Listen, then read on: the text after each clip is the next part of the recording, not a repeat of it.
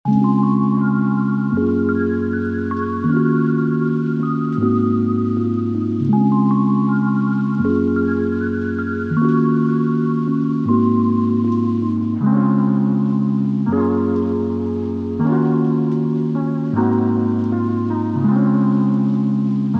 അടുക്കളപ്പണി അല്ലെങ്കിൽ വീട്ടുപണി എന്നൊക്കെ പറയുന്നത് പൊതുവേ പെണ്ണുങ്ങൾ ചെയ്യേണ്ട പണിയാണ് എന്നുള്ളതാണല്ലോ പൊതുവേ ഉള്ളൊരു ധാരണ.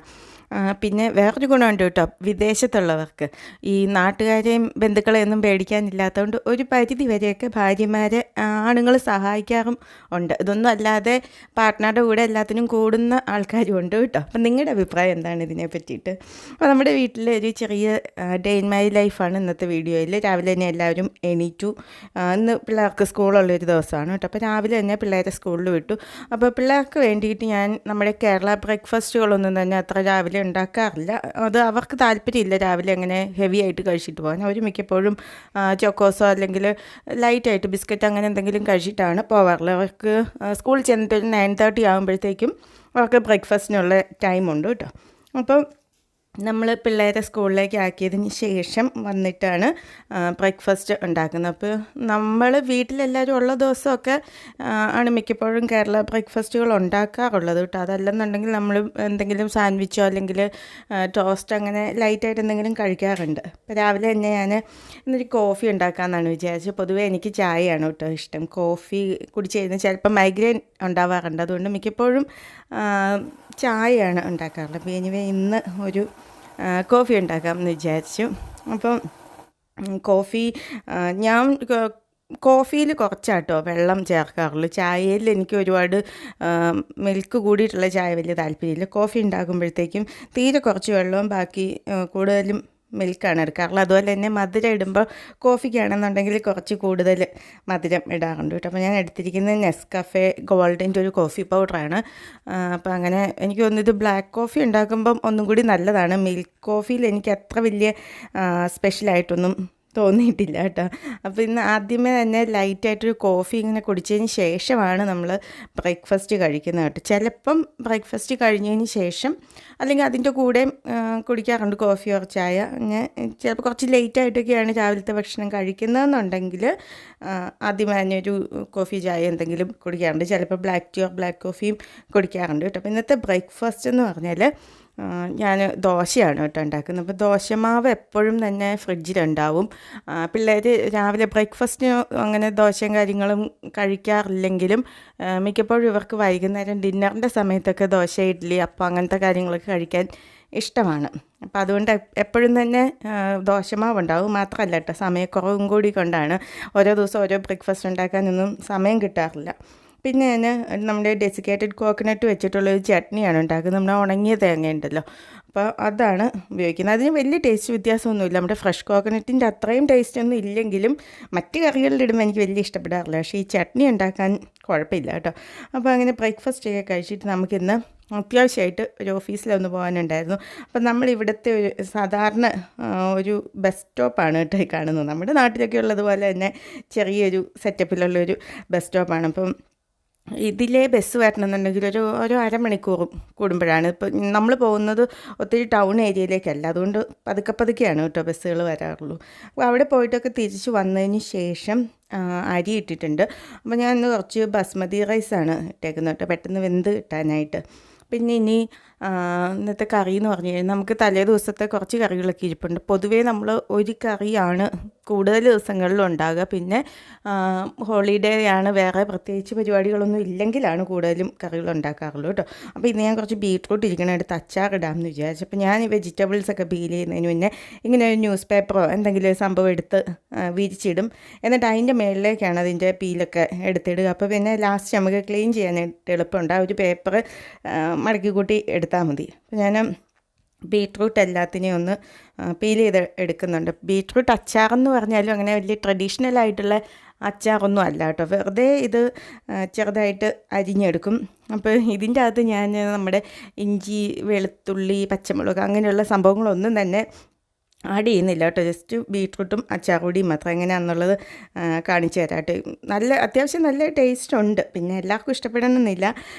എനിവേ ട്രൈ ചെയ്ത് നോക്കാവുന്ന ഒരു ഐറ്റമാണ് കേട്ടോ. ബീട്രൂട്ട് അതല്ലെങ്കിൽ മെഴുക്ക് പുരട്ടിയായിട്ടും ഉണ്ടാക്കാറുണ്ട്. അതിനേക്കാളും എല്ലാവർക്കും അങ്ങനെ അച്ചാറായിട്ട് ഉണ്ടാക്കുന്നത് ഇഷ്ടമാണ് കേട്ടോ.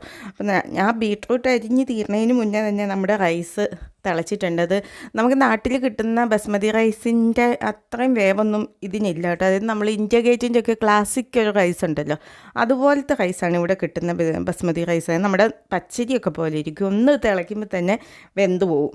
അപ്പം ജസ്റ്റ് അത് തിളച്ചത് ഞാനതെടുത്ത് ഊറ്റി, ഞാൻ ചോറ് ഊറ്റാനായിട്ട് ആ ഒരു പാത്രത്തിൻ്റെ അടപ്പ് തന്നെ ഇങ്ങനെ മറച്ച് വെച്ചിട്ടാണ് കേട്ടോ ഊറ്റിയെടുക്കുന്നത്. അപ്പോൾ നമ്മുടെ അച്ചാറിനായിട്ട് എൻ്റെ കയ്യിൽ നല്ലെണ്ണയും ഒന്നും ഇല്ലായിരുന്നു. ഞാൻ നമ്മുടെ സാധാരണ സൺഫ്ലവർ ഓയിൽ ഒഴിച്ചിട്ട് ചെറുതായിട്ട് അരിഞ്ഞ് ആ ബീട്രൂട്ടൊന്ന് നല്ലപോലെ വാട്ടിയെടുക്കും. അപ്പോൾ ഇത് പച്ചയ്ക്ക് ഇരുന്ന് കഴിഞ്ഞാൽ ഇതിന് വലിയ കാര്യമായിട്ട് ടേസ്റ്റ് വരത്തില്ല കേട്ടോ.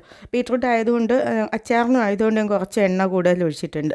അപ്പോൾ അത് നല്ലപോലെ കുറച്ച് സമയം എടുക്കും. ഞാൻ ഇടയ്ക്കൊക്കെ ഒന്ന് മൂടി വെച്ചൊക്കെ ഒന്ന് വേവിച്ചു കേട്ടോ. അതല്ലെങ്കിൽ അത് വെന്ത് വരാനും പാടാണ്. അതിൻ്റെ ആ പച്ചച്ചൊവ ഒരു ബീട്രൂട്ടിനൊരു ടേസ്റ്റ് ഉണ്ടല്ലോ, അത് ശരിക്കും മാറി നല്ല സ്വീറ്റായിട്ട് വരും, നന്നായിട്ട് ഫ്രൈ ആയിട്ട് വരുമ്പോഴത്തേക്ക്. അപ്പോൾ കുറച്ച് ഉപ്പ് മാത്രം ഇട്ടിട്ടാണ് ഇപ്പം ഞാനത് ഫ്രൈ ചെയ്തെടുക്കുന്നത്. അപ്പം ഉപ്പെല്ലാം ഇട്ട് നല്ലപോലെ ഇത് വരണ്ട് കിട്ടിക്കഴിയുമ്പോഴത്തേക്കും അതിൻ്റെ അകത്തേക്ക് ഏതെങ്കിലും ഒരു ബ്രാൻഡിൻ്റെ കുറച്ച് അച്ചാറുപൊടി, നമ്മുടെ എരിവിനും ടേസ്റ്റിനൊക്കെ അനുസരിച്ച് കുറച്ച് അച്ചാറുപൊടി ഇടുക. കായത്തിൻ്റെ പൊടി വേണമെങ്കിൽ ഇടാം കേട്ടോ. ഞാനതിൽ കായത്തിൻ്റെ പൊടിയൊന്നും ചേർക്കുന്നില്ല. നന്നായിട്ട് വന്നതിന് ശേഷം കുറച്ച് അച്ചാറുപൊടി ഇട്ട് നല്ലപോലെ മിക്സ് ചെയ്തതിന് ശേഷം കുറച്ച് വിനാഗിരി ഒഴിച്ച് ആറുമ്പോൾ എടുത്ത് നമുക്ക് കുപ്പിയിലാക്കി വയ്ക്കുക. അത്രയേ ഉള്ളൂ.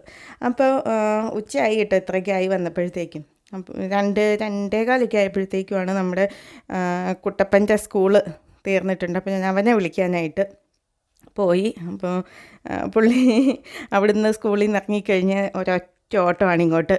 ഇടയ്ക്ക് ഇങ്ങനെ റോഡൊക്കെ ക്രോസ് ചെയ്യേണ്ടി വരേണ്ടതുണ്ട്. അപ്പോൾ അതുകൊണ്ട് ഞാനും പുറകെ ഓടി. പക്ഷെ അവൻ്റെ ഒപ്പം എത്താനായിട്ട് എനിക്ക് പറ്റത്തില്ലല്ലോ.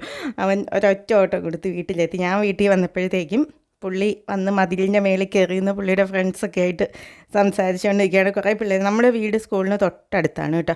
അപ്പോൾ ഒത്തിരി പിള്ളേരും അതിലേ കൂടി പോകുന്നത് നമ്മുടെ വീടിന് മുമ്പിൽ കൂടി ആട്ടോ സ്കൂൾ വിട്ട് പോകുന്നത്. അപ്പോൾ കുറച്ച് സമയം കഴിഞ്ഞപ്പോഴത്തേക്കും കല്ലുക്കുട്ടനും വന്നു. രണ്ടുപേരും കൂടി അതിലേ കൂടി ഓടിക്കളിക്കുകയാണ്. സമ്മർ ആയതുകൊണ്ടാണ് അവർക്ക് കളിക്കാനും ഒക്കെ നല്ല സൗകര്യമാണ്. തണുപ്പും മഴയൊന്നും ഇല്ലല്ലോ. അതല്ലെന്നുണ്ടെങ്കിൽ പിള്ളേർക്ക് വെളിയിൽ ഇറങ്ങാനേ പറ്റുന്ന ഒരു സാഹചര്യം അല്ല കേട്ടോ. ഉച്ച കഴിഞ്ഞതിന് ശേഷം നമ്മൾ ഫുഡൊക്കെ കഴിച്ചു കേട്ടോ. നമ്മുടെ അച്ചാറിൻ്റെ ബാക്കി എടുക്കാൻ ഞാൻ സത്യം പറഞ്ഞാൽ മറന്നുപോയി. അത് അച്ചാർ കൂടി ഇടുന്നൊന്നും എടുത്തില്ല കേട്ടോ. അപ്പം നമ്മൾ വീണ്ടും ഒന്ന് വെളിയിലേക്ക് പോകാമെന്ന് വിചാരിച്ചു. അപ്പോൾ ഈ ഒരു പോക്കിന് പ്രത്യേകിച്ച് ലക്ഷ്യങ്ങളൊന്നുമില്ല. കടയിലൊക്കെ ഒന്ന് പോകാനായിട്ടുണ്ടായിരുന്നു. അപ്പം എനിവേ കുറച്ച് ദൂരം നടക്കാം എന്നുള്ളൊരു വിചാരമുണ്ട്. പിന്നെ ഇങ്ങനെ നല്ല ക്ലൈമറ്റ് കിട്ടുന്നത് വളരെ ചുരുക്കം കേട്ടോ. അപ്പം നമ്മൾ ഇടയ്ക്കൊരു കടയിൽ നിന്ന് കുടിക്കാനുള്ള സംഭവങ്ങളൊക്കെ ഒന്ന് വാങ്ങിച്ചു. പിന്നെ എൻ്റെ കയ്യിൽ നിങ്ങൾ ബാഗൊന്നും കാണുന്നില്ല. എനിക്ക് പൊതുവേ ഈ ബാഗുകൾ പിടിച്ചുകൊണ്ട് നടക്കാനായിട്ട് ഭയങ്കര ബുദ്ധിമുട്ട്. എനിക്കിഷ്ടമില്ല.